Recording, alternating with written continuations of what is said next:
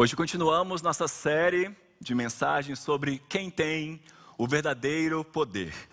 Em tempos difíceis, como o que nós estamos vivendo, em tempos de incerteza, refletir sobre o poder de Deus é essencial e nos ajuda, nos deixa um pouco mais seguros e certos de que aconteça o que acontecer, Ele está no controle. Nós sabemos quem está no comando. Ele tem o verdadeiro poder. E a nossa certeza é de que esse poder não está distante, mas ele é usado por Deus. Ele está ativo e é dispensado, como nós já ouvimos aqui nos domingos anteriores, sobre a criação. É dispensado sobre a igreja. E também é dispensado sobre cada um de nós.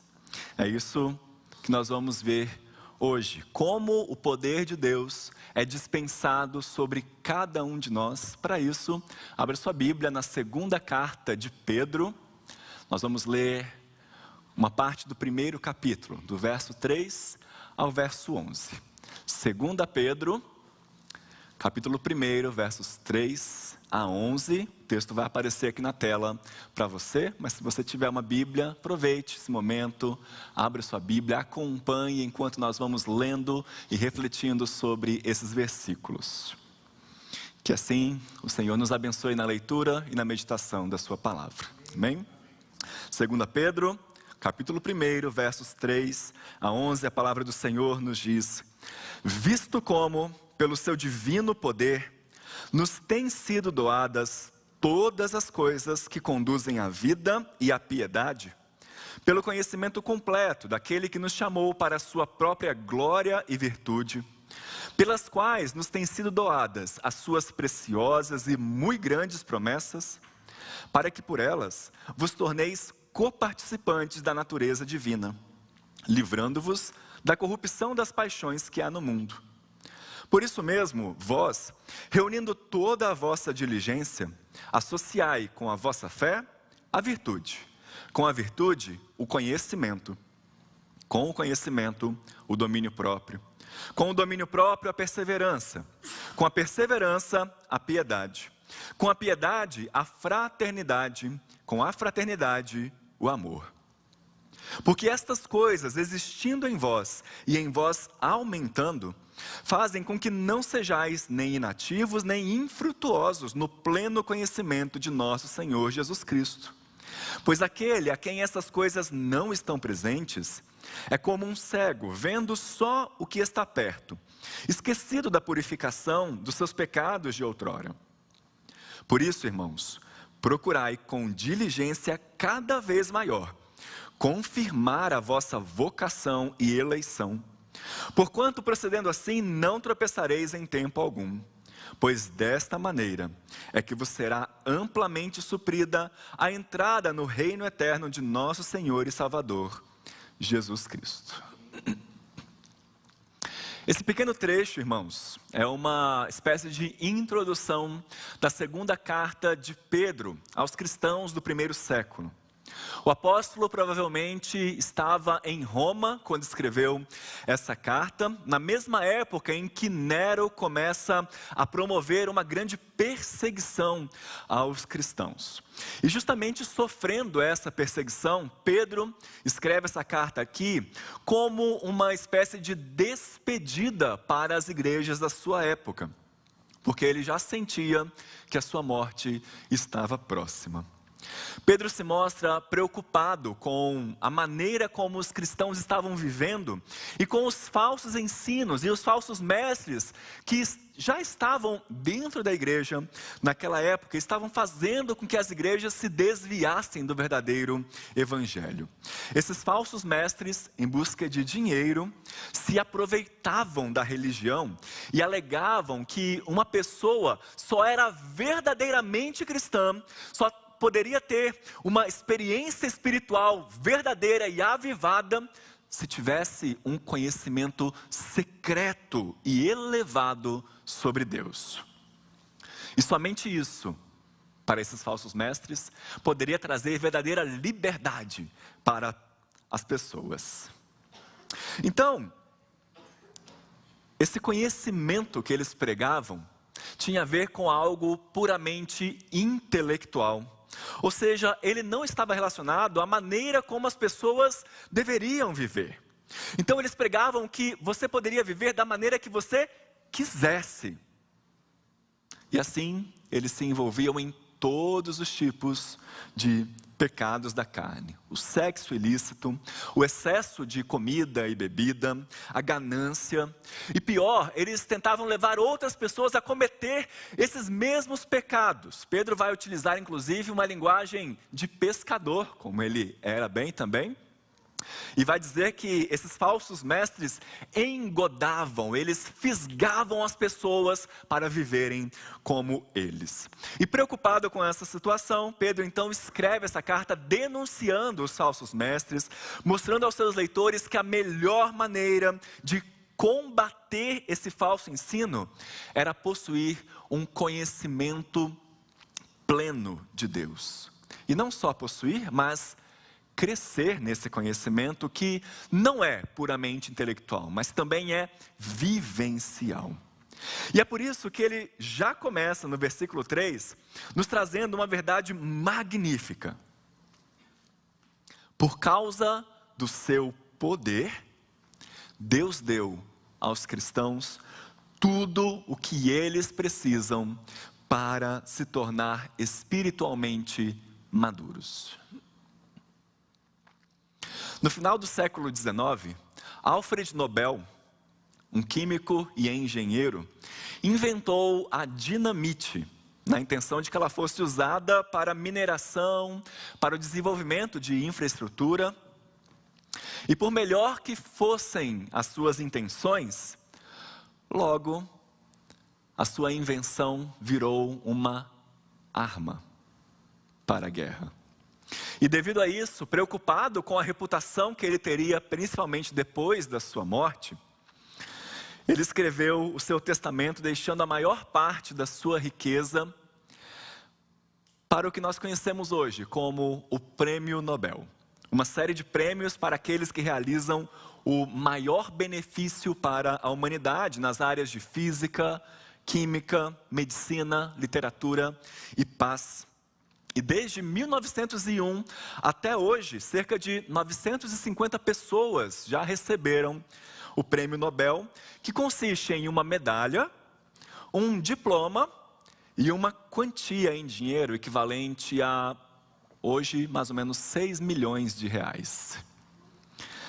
Tudo isso foi provido e deixado na conta do inventor do Prêmio Nobel. Não por acaso eu quis trazer essa história para vocês, porque esse texto tem algumas características semelhantes com a história de Nobel. Na verdade, a palavra dinamite vem do mesmo termo grego que a palavra poder, dínamos. Pedro traz aqui um conceito muito interessante. O poder divino que trabalha em nosso interior para nos levar à fé é como uma dinamite, é um poder esmagador. Não se trata de uma característica que surge em nós, por nós mesmos, mas como Pedro diz, tem a ver com a obra de Deus. Uma obra divina, uma obra sobrenatural. A regeneração, o momento que nós passamos, a transformação da nossa vida é obra sobrenatural de Deus em nós. Uma obra que apenas Deus pode causar. Então, se você crê em Cristo, se você tem uma inclinação para as coisas espirituais, você em algum momento da sua vida vivenciou o toque divino na sua alma.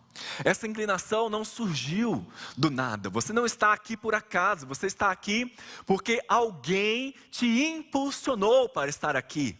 Alguém colocou em você poder.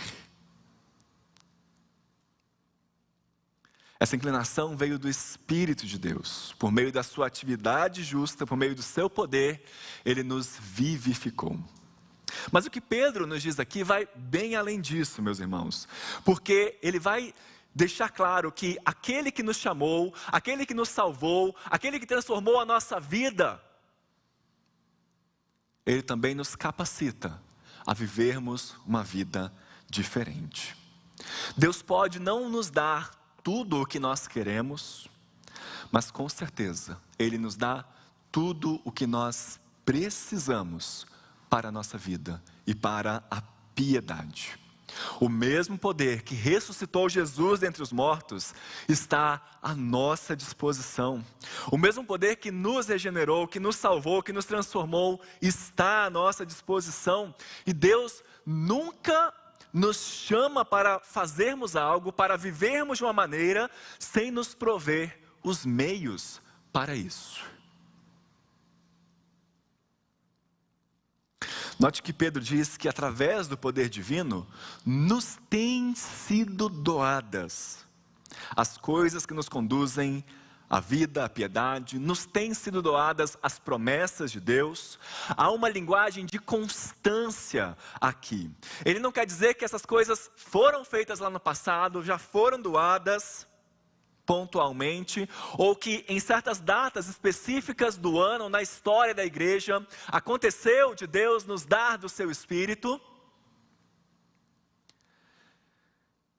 mas que assim como diria Jeremias lá no Antigo Testamento, as misericórdias do Senhor se renovam a cada manhã sobre a nossa vida.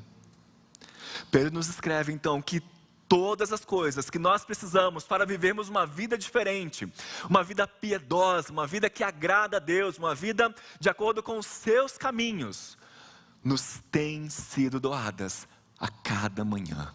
Deus nos provê isso a cada momento de nossa vida. Mas afinal, o que são essas coisas que nos conduzem à vida e à piedade? Uma delas é a própria palavra de Deus. Algo que Pedro vai falar constantemente também, vai trazer de maneira muito séria na sua segunda carta. Isso porque, como nós já falamos aqui, aqueles falsos mestres que estavam já no meio da igreja, tentavam perverter os valores da palavra de Deus, os ensinos da Escritura. E por isso Pedro vai dizer nos versículos 20 e 21 do seu primeiro capítulo aqui de 2 Pedro o seguinte: sabendo primeiramente isto, que nenhuma profecia da Escritura provém de particular elucidação, porque nunca jamais qualquer profecia foi dada por vontade humana. Entretanto, homens santos falaram da parte de Deus, movidos pelo Espírito Santo. A palavra de Deus, as Escrituras, nos conduzem à vida e à piedade, porque é através dela que o próprio Espírito Santo fala ao nosso coração, nos confrontando o nosso pecado, consolando o nosso coração quando nós precisamos de uma palavra de esperança, e também nos conformando à vontade de Deus. E é por isso que nós precisamos, por isso que é importante meditarmos nessa palavra, não só lendo-a, mas ouvindo-a, pensando nos sermões que são expostos aqui, lendo livros devocionais, por exemplo. Tanto é que Pedro vai dizer que tudo isso acontece através do conhecimento completo daquele que nos chamou para a sua própria glória e virtude. Deus quer que nós vivamos de acordo com a sua palavra, para podermos honrá-lo, amá-lo e servi-lo. A vida eterna, meus irmãos, como nós sempre repetimos aqui, não começa lá no futuro. Não está reservada para nós depois da nossa morte. Nós começamos a desfrutar uma nova qualidade de vida agora. Nós começamos a desfrutar da vida eterna agora, no exercício diário de viver para Deus e para o nosso próximo. Mas não só a Bíblia é uma das coisas a que Pedro se refere aqui. Essas coisas que ele diz que nos conduzem à vida e à piedade, nós também chamamos hoje de disciplinas espirituais. Dentre elas, nós podemos citar a oração, esse canal que Deus nos deu para falarmos com Ele, para levarmos a Ele as nossas preocupações, as nossas angústias, os nossos problemas, para pedirmos a Ele perdão pelo caminho errado que temos seguido, para louvarmos o Seu nome, para agradecermos pelas Suas bênçãos, por tudo que Ele tem feito em nossa vida. O jejum, uma disciplina espiritual quase abandonada.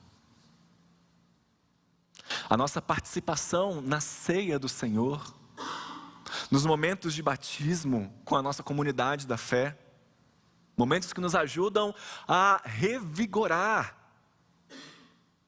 a nossa espiritualidade, a comunhão regular com os nossos irmãos em Cristo, a mordomia cristã também, ou seja, a oportunidade que nós temos de doarmos o nosso tempo no serviço do Senhor, se preciso for, o nosso dinheiro no serviço do Senhor, a evangelização, todas as coisas necessárias para vivermos uma vida de piedade, para que vivamos em harmonia com a palavra de Deus, para que possamos amá-lo e servi-lo, têm sido doadas a nós, elas estão à nossa disposição.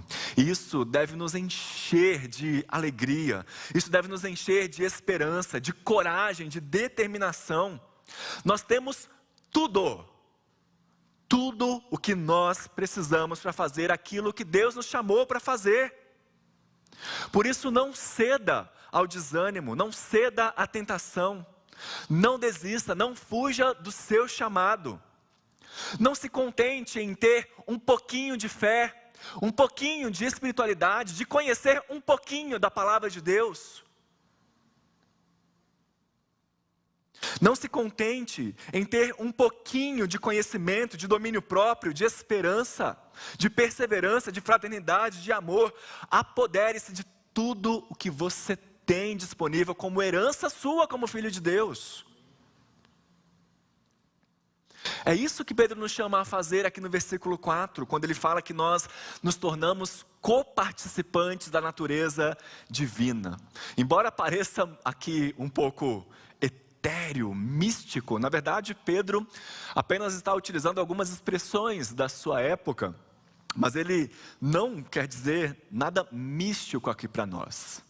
Coparticipar da natureza divina é compartilhar o caráter santo de Deus, é nos separar das corrupções do mundo caído. Através da nossa união com Cristo, da habitação do Espírito Santo em nós, nós compartilhamos, de certa forma, da própria natureza santa de Deus, ou seja, nós somos separados do mundo corrupto ao nosso redor, nós passamos a ser diferentes. E já que passamos a ser diferentes, nós precisamos viver de uma maneira diferenciada. Porque agora, como o próprio Pedro escreve na sua primeira carta, nós somos raça eleita, sacerdócio real, nação santa, povo de propriedade exclusiva de Deus, a fim de proclamarmos as virtudes daquele que nos chamou das trevas para a sua maravilhosa luz. Nós recebemos o Espírito Santo e somos filhos de Deus, e assim, a cada momento, nós estamos sendo conformados à semelhança de Cristo. A imagem de Deus está sendo renovada ou restaurada em nós. Esse é o poder de Deus agindo em nós e nos dando tudo o que precisamos para uma vida de piedade. E já que essa é uma verdade para a vida do cristão, Pedro continua o seu texto trazendo orientações para nós quanto a isso. Veja aí os versos 5 a 9, onde ele ensina que os cristãos devem buscar ativamente a maturidade espiritual.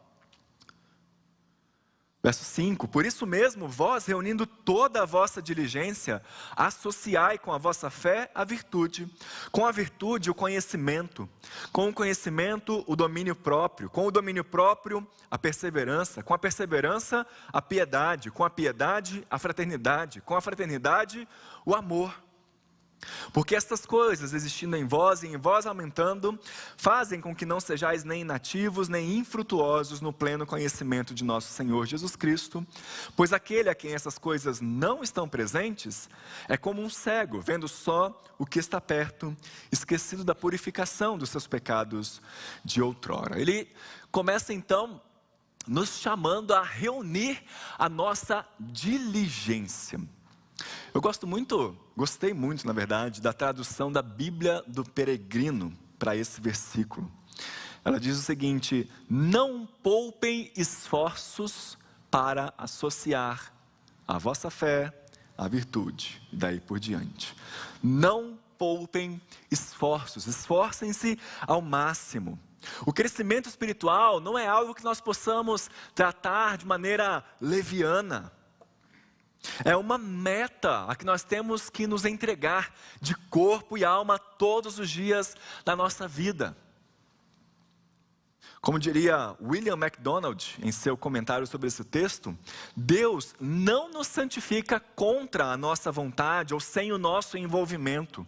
É preciso haver desejo, determinação e disciplina da nossa parte.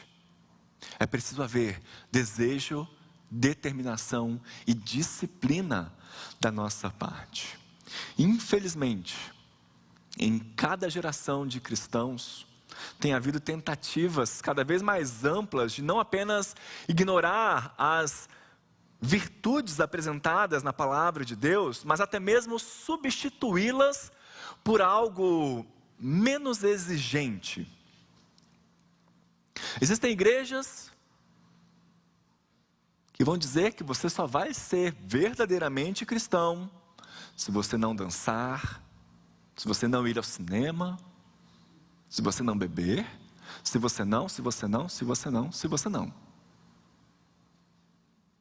Como se isso importasse muito para o reino de Deus. E de fato, é muito mais fácil você deixar de ir ao cinema do que trabalhar a sua paciência, a sua gentileza, a sua bondade. Nós devemos ser diligentes, devemos nos empenhar, nos esforçar para obter as virtudes apresentadas nas Escrituras. Procurar cultivar essas virtudes aqui, a fé, o conhecimento, o domínio próprio, a perseverança, a piedade, a fraternidade, o amor, é fundamental para nós não ficarmos nem inativos, nem infrutíferos na nossa vida espiritual.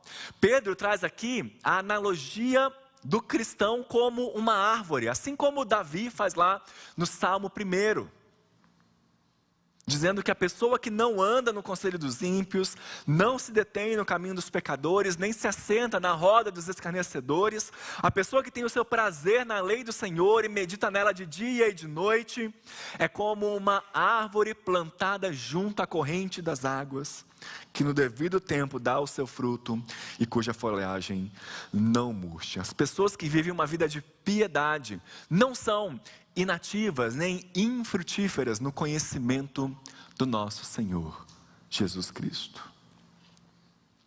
Em compensação, Pedro também nos diz que aquelas pessoas que recebem todas as coisas que nos conduzem à vida e à piedade, mas não vivem uma vida de piedade, não se empenham em demonstrar essas virtudes demonstradas aqui, são como cegas. Na verdade, Pedro aqui está se referindo a alguém que tem um problema de visão, alguém que vê somente o que está perto.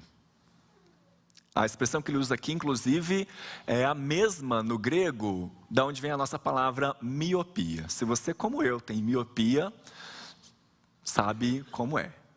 Eu não consigo enxergar sem meu óculos, sem minha lente, não consigo enxergar 5 metros na minha frente.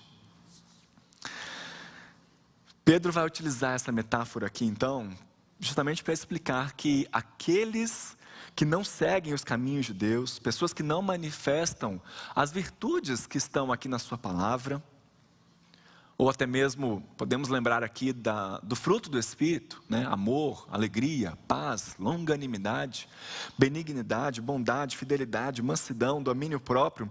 Pessoas que não demonstram de maneira prática a sua fé, são pessoas que não conseguem enxergar além daquele momento que elas estão vivendo ali. Elas se esquecem da sua salvação, se esquecem de tudo o que Deus proveu para elas.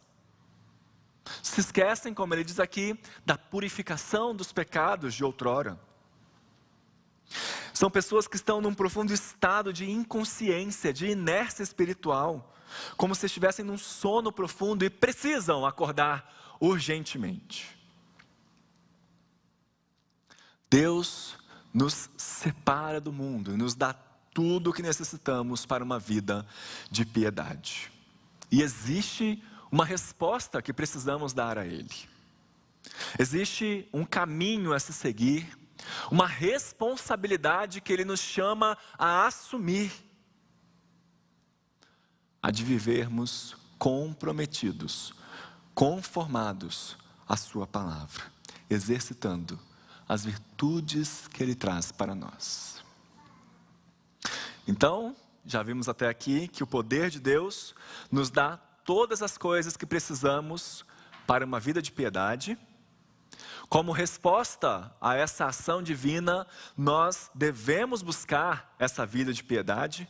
E agora Pedro finaliza nos versos 10 e 11, mostrando que o resultado dessa nossa busca é uma segurança inabalável. Veja aí: por isso, irmãos, procurai com diligência cada vez maior confirmar a vossa vocação e eleição, porquanto procedendo assim não tropeçareis em tempo algum. Pois dessa maneira é que vos será amplamente suprida a entrada no reino eterno de nosso Senhor e Salvador, Jesus Cristo. Pedro escreve que nós não devemos nos esforçar, ou melhor, Pedro escreve que nós devemos nos esforçar, não para conseguir a vocação, não para alcançarmos, agarrarmos a eleição, mas para confirmá-las. A nossa vocação, a nossa eleição, são atos exclusivos de Deus. O homem não elege a si mesmo, nem chama a si mesmo. A eleição e vocação são atos redentores de Deus e nós não temos parte nisso porque nós somos salvos pela graça, mediante a fé. E isto não vem de nós, é dom de Deus. Mas Pedro mostra aqui que nós podemos sim confirmar a nossa vocação e eleição, se nós temos presentes em nossa vida as virtudes que ele apresentou aqui. Quando nós exercitamos essas virtudes, duas consequências ocorrem. A primeira é que nós não tropeçaremos em tempo algum, nós nunca cairemos. Isso não quer dizer que é possível perder a salvação. Na verdade, Pedro está falando aqui sobre tropeçar. Cultivando as virtudes divinas em nossa vida, nós seremos guardados de tropeços. E é o próprio Cristo que nos guarda e nos assegura disso. Aqui nós podemos lembrar das palavras de Paulo aos Coríntios, dizendo que Deus é fiel e não permitirá que nós sejamos tentados além do que possamos suportar, além das nossas forças. Pelo contrário, junto com a tentação, Ele nos provê livramento. A epístola de Judas também nos diz que Jesus é poderoso para nos guardar de tropeços, para nos apresentar com exultação, imaculados diante da sua glória. E uma outra consequência é que nos será amplamente suprida a entrada no reino eterno do nosso Senhor. Não somos nós que garantimos a nossa entrada no reino celeste. É Ele que supre, porque Ele nos dá tudo o que nós precisamos. Deus não nos chama a fazer algo sem nos capacitar, sem nos dar os meios necessários para fazermos. O seu divino poder nos tem chamado para uma nova vida, uma vida transformada. Eu quero caminhar então para o final da nossa mensagem, trazendo alguns pontos para nossa aplicação, alguns caminhos para refletirmos mais nesse texto e aplicarmos em nossa vida. Um deles é a importância de valorizarmos os meios de graça, as disciplinas espirituais em nossa vida. Se Deus tem nos dado diariamente todas as coisas que nos conduzem à vida e à piedade, o que é que você tem feito com isso? Como eu tenho valorizado a palavra de Deus na minha vida? Como eu tenho valorizado a oração no meu viver? Eu tenho dado importância à vida em comunidade, à minha igreja?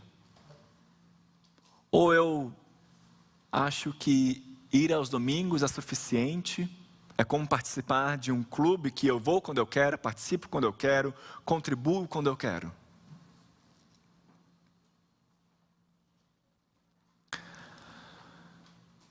Em segundo lugar, como o próprio Pedro nos orienta, nós devemos nos empenhar em realizar a nossa parte.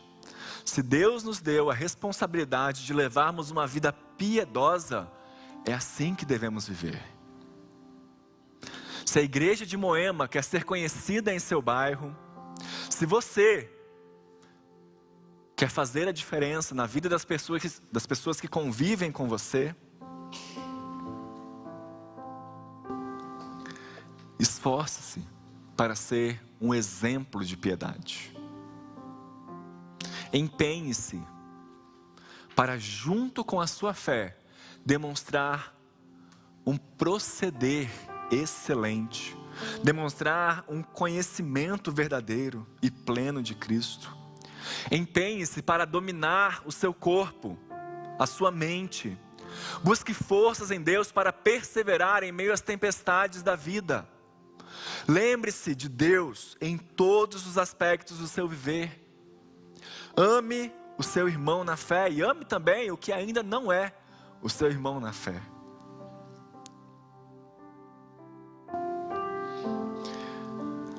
E em terceiro e último lugar, é muito importante nós lembrarmos sempre de que é de Cristo que vem a nossa segurança. É de Cristo que vem a nossa salvação. O próprio Jesus nos deu a sua promessa e a sua garantia de que todo aquele que se aproxima dele, todo aquele que vai a ele, de maneira alguma será lançado fora. Aquele que nos alcançou com a sua graça, que nos uniu com ele mesmo, nos garante que nada pode nos separar do seu amor. Por que é importante lembrar disso, irmãos? Porque mesmo tendo sido alcançados por Ele, mesmo sabendo que o seu divino poder nos deu e tem nos dado todas as coisas que nos conduzem à vida em piedade, nós ainda vivemos uma luta, uma guerra em nosso coração. A nossa pecaminosidade continua agindo em nós. Mas nós temos tudo o que é necessário para vencer essa guerra. Cristo, o Deus verdadeiro, o seu poder agindo em nós, a sua palavra, as suas promessas. E é verdade que nem sempre nós conseguimos, que muitas vezes nós falhamos em nossa luta contra o pecado, em nossas atitudes diárias. Tantas vezes nós não damos o exemplo para o nosso irmão. Tantas vezes nós não conseguimos controlar a nossa língua. Não conseguimos deixar algum desejo impuro do nosso coração. Portanto, se há algum pecado que tem nos acompanhado ao longo do tempo, que não conseguimos deixar, se sentimos que fizemos algo que desagradou a Deus, lembre-se do que Pedro nos diz aqui: todas as coisas que nos conduzem à vida e à piedade já foram e continuam sendo doadas a nós, inclusive o perdão de Deus. Inclusive o perdão. E sabendo que nós somos perdoados por Deus, não pelo que nós fizemos ou deixamos de fazer, mas unicamente através de Cristo, nós então recebemos força para nos livrar das paixões que há no mundo e nos dedicarmos a viver uma vida que demonstre a nossa vocação e eleição. Não esqueçam de que a nossa segurança vem de Cristo e com Ele nós podemos ter a plena certeza de nossa entrada em seu reino eterno.